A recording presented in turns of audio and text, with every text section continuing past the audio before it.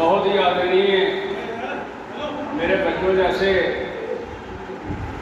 सरदार परमजीत सिंह जी पम्मा, अध्यक्ष नेशनल अकाली दल, और मेरे छोटे भाई सरदार Amarjeet Singh ji Babbu, senior leader Bharatiya Janata party, और सानी साहब बहुत बड़े पत्रकार, सीनियर पत्रकार और बहुत बड़ी हस्तियाँ, चौहान साहब सॉरी, और मेरे सामने सरना बहन जी, जतिंदर सिंह बब्बू जादूगर साहब, और मेरे सामने बहुत बड़ी हस्ती बैठी है जैसे कि हमारे गुरमीत जी। खड़े होकर आप दर्शन लीजिए। ये गोल्ड मेडल लेने के लिए तालियां बजाइए।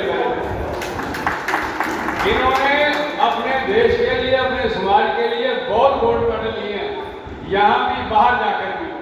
बहुत भाई मंटू जी हमारे सिंगर साहब और सदा बहन जी हमारी, उनकी सारी टीम, और मेरे सारे सामने बैठे भाइयों बहनों, सब आप प्रोमिनेंट हैं, आप सबको नमस्कार।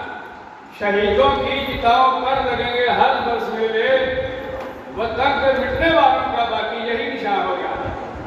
मैं बधाई देना चाहता हूँ इंद्रजीत अस्त को, जो कि साल में 2 प्रोग्राम करता है, एक जन्मदिन का भगत सिंह का और आज उनका बलिदान दिवस है।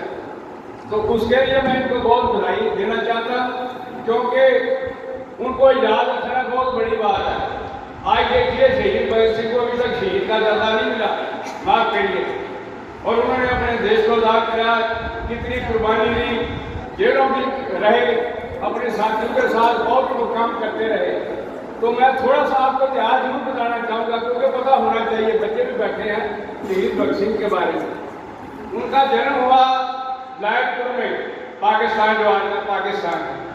वहाँ से वो लाहौर में पढ़े डीएवी स्कूल में, उसके बाद नेशनल कॉलेज में वो हायर एजुकेशन के लिए उन्होंने दाखिला लिया।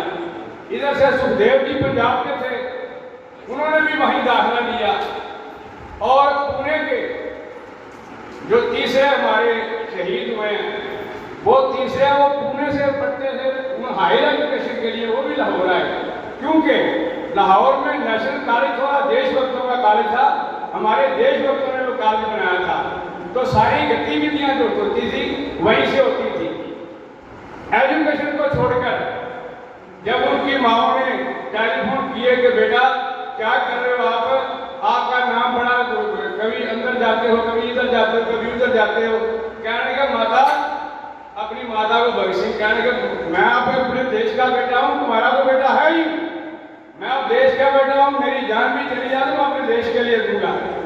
उन्होंने बहुत काम किया, जैसे कि ककोरी कांड था एक रेल का, उसमें डाके में भी उनको गिरफ्तार कर लिया गया, 60,000 की जमानत पर वो आए, क्योंकि इतिहास बताना बहुत जरूरी है, आगे वाली नस्लों को पता होना चाहिए। फिर उन्होंने संसद में महाभंग फेंका, क्योंकि अंग्रेज सरकार के उनको काम छोड़ने के लिए, वो भंग ऐसा नहीं था कि किसी को मारने के लिए था, लेकिन वो सिर्फ काम छोड़ने के लिए था कि सरकार जाके हमारे देश को आजाद क्यों नहीं करती। तो इन तीनों नौजवानों ने अपने देश के लिए, अपने समाज के लिए शहादत दी। 23 साल के नौजवानों सारे, कोई 23 का था, कोई 22 का था, कोई 20 का था। आप देखिए 20-23 इस वर्ष में तो आदमी जवान ही होता है, उसको पता भी नहीं होता, लेकिन वो लेनिन के बहुत आशिक थे। लेनिन जो था मार्क्सवादी था, उसकी किताबें पढ़ा करते थे। करतार सिंह सराबा थे, उनके मॉडल थे। करतार सिंह सराबा पंजाब के हुए हैं, और उनकी तस्वीर अपनी जेब में रखते थे। ये बहुत बड़ी बात, इतना बड़ा जुनून था उसको देशभक्ति का। और फिर अपने साथ में पिस्तौल भी रखते थे। एक बचपन की बात मैं सुनाता हूँ कि जब छोटे बच्चे थे वो, तो क्योंकि जिम्मेदार थे, तो उन्होंने पिस्तौल लिए और उसको गाड़ने लगे जमीन में गाड़ने लगे।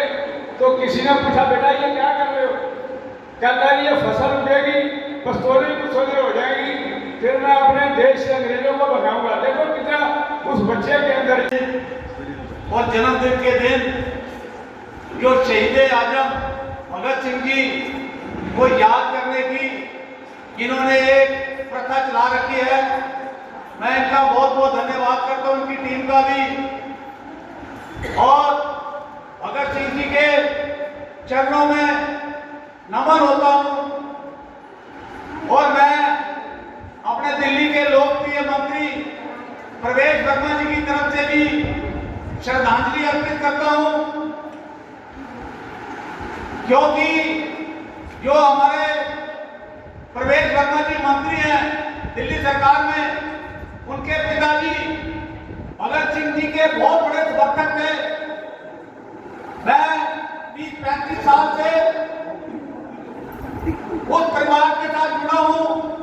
उनके घर के अंदर जब से मैं गया, उनके घर के अंदर भगत सिंह जी की एक तस्वीर हमेशा लगी हुई मिली, क्योंकि उन्होंने बहुत बड़ी कुर्बानी दी है हमें देश के लिए, मत मिटने के लिए, जुल्म को खत्म करने के लिए, समाज की सेवा करने के लिए। हमें अपने बच्चों को भी प्रेरित करना चाहिए कि देश से बढ़कर कुछ नहीं है। अगर देश है तो हम हैं, नहीं तो कुछ भी नहीं है। इसलिए सारे समाजों का सम्मान करो, सबसे मिलजुल कर रहो और सबसे प्यार बना के रखो।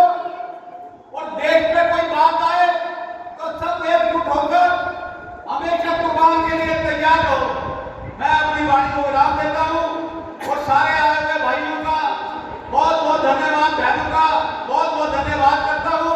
और जो इन्होंने रंगारंग कार्यक्रम करके जो हम सबको जोड़ के रखते हैं, जो और हमारे पम्मा जी और जो जितने भी भाई मेरे आए हुए हैं, बहुत ही समाज सेवी हैं। पम्मा जी को तो मैं अपने से पहले का देखता आ रहा हूं कि बहुत ही सेवा करते हैं। मैं इनका भी धन्यवाद करता हूं, क्योंकि ये भगत सिंह जी के लिए हमेशा हम देखते आए हैं। हमेशा इन्होंने भी बढ़ चढ़कर यहाँ नहीं हर जगह हिस्सा लिया है। बहुत बहुत धन्यवाद। इनकलाब आज जिस प्रकार हम हमारे क्रांतिकारी शहीद भगत सिंह जी, राजगुरु सुखदेव जी को याद कर रहे हैं, ये मैं बताना चाहूंगा। इंद्रजीत सिंह जी 35 वर्षों से ये सेवा करते आ रहे हैं और इसी प्रकार ये हमेशा सभी संस्थाओं को इकट्ठा करते हैं। मगर आज जरूरत है हम लोगों को ये आजादी को किस प्रकार हम कायम रख सकते हैं, किस प्रकार ये आजादी का हम जो जश्न जो बनाते हैं वो आजादी कैसे मिली, उसके लिए हम लोग किस प्रकार की अपनी भूमिका निभा सकते हैं। ठीक है, हम एक कार्यक्रम में आते हैं, उस कार्यक्रम में हम श्रद्धा के फूल भी चलाते हैं, मगर जब बात आती है देश की, समाज की या कोई बुराई की, तब हम चुप बैठ जाते हैं। आज देश में किस प्रकार के क्या क्या हालात हैं, क्या क्या हमारे बच्चों के साथ हो रहा है, किस प्रकार ऑनलाइन गेमों के जरिए हमारे बच्चों को बर्बाद किया जा रहा है, उनका भविष्य बर्बाद किया जा रहा है। ये मत सोचो कि जो पहली गुलामी थी, जो पहली हमने आजादी पाली, तो अब हम आजाद पूरी तरह से हो गए हैं। नहीं, ये साजिशें हमारे देश के खिलाफ रची जाती ही रही है और रची जा रही है, क्योंकि अब साजिश रची जा रही है कि जिस प्रकार आप देखते हो कि ऑनलाइन गेम बच्चों का भविष्य बिगाड़ने में लगी हुई है, बच्चों को इतना ब्रेन उनका ब्लॉक करने में लगी हुई है कि ना हमारा बच्चा खिलाड़ी बन पाए, ना कलाकार बन पाए, ना कलाकार बन पाए, ना व्यापारी बन पाए, ना फौजी बन पाए। आज हमें जरूरत है अपने घर के अंदर भी देखने की, अपने बच्चों को भी देखने की, क्योंकि ये ना हो बाहर के जो साजिशें हैं वो इस प्रकार हमारे बच्चों को गुलाम बनाकर आने वाली जो जनरेशन हमारी गुलामी होती जाए, क्योंकि उनकी साजिश है कि हमारी गुलामी अब कोई गोली बारूद से नहीं होगी, हमारी गुलामी होगी एक माइंड को ब्लॉक करके। एक आज एआई का जमाना आ चुका है, आज जमाना आ चुका है, सोशल मीडिया का जमाना आ चुका है, आज जमाना आ चुका है ऑनलाइन गेमों के जरिए किस प्रकार हम बच्चों को खराब करने का जमाना आ चुका है। इसलिए मेरा कहना है कि एक तो अपने बच्चों को शहीदी का जरूर कोई ना कोई ऐसी चीजें पढ़ाएं, लिखाएं, कंपटीशन कराएं, ड्राइंग कराएं, कुछ भी कराएं। उसके अलावा बच्चों को जो समय समय पर कहीं पर भी आप लोग सब एनजीओ से जुड़े हुए हैं, आप विभिन्न संस्थाओं से जुड़े हुए हैं, बच्चों को आप विभिन्न संस्थाओं से जो भी कंपटीशन करते हैं वो क्रांतिकारियों के नाम से कीजिए। Bhagat Singh award, Rajguru award, Chandrashekhar award, ऐसे के बच्चों को पता लगे उनका क्या। वो जब कंपटीशन होगा, एक तो बच्चे कला में जुड़ेंगे, खिलाड़ी बनेंगे, कलाकार बनेंगे, ऑनलाइन गेमों से दूर जाएंगे। दूसरी बात, जब शहीदी का अवार्ड उनको मिलेगा तो वो ये होगा कि आने वाले समय में वो बच्चा ये देखेगा कि किस प्रकार मुझे ये क्रांतिकारी अवार्ड मिला है। वो घर पे बोलेगा मुझे भगत सिंह अवार्ड से आज सम्मानित किया गया, मुझे चंद्रशेखर अवार्ड से आज सम्मानित किया गया। इस प्रकार जब बच्चे घर पे बोलेंगे तो वो इतिहास से पढ़ेंगे चंद्रशेखर जी का, आजाद जी का क्या इतिहास है, तो भगत सिंह का क्या इतिहास है। तो इतिहास को जरूर बताएंगे। जो देश, जो समाज अपना इतिहास भूल जाता है, वो ये समझ लो कि आने वाले समय में कभी दोबारा आजाद नहीं रह पाता। वो आजादी खो देता है, वो जिन एहसान फरामोश हो जाता है। इसलिए मेरा ये कहना है, मैं इंद्रजीत सिंह दास जी का बहुत आभारी हूँ, क्योंकि इतनी संख्या में लोग इकट्ठे करना, सब कुछ करना कोई आसान काम नहीं है। जिस प्रकार सबको एक फंक्शन को अटेंड करना, और उसके अलावा मैं सानी साहब भी खड़े हैं, रजेश चौहान जी खड़े हैं, मंटू शाह जी भी खड़े हैं, और मेरी सुनीता अरोड़ा जी भी खड़ी हैं। सबका बहुत बड़ा, जादू जी जो बहुत बड़े जादूगर हैं, अनु भाटिया जी भी खड़ी हैं, अनिल अरोड़ा जी, हाँ हमारे वरिष्ठ पत्रकार हैं।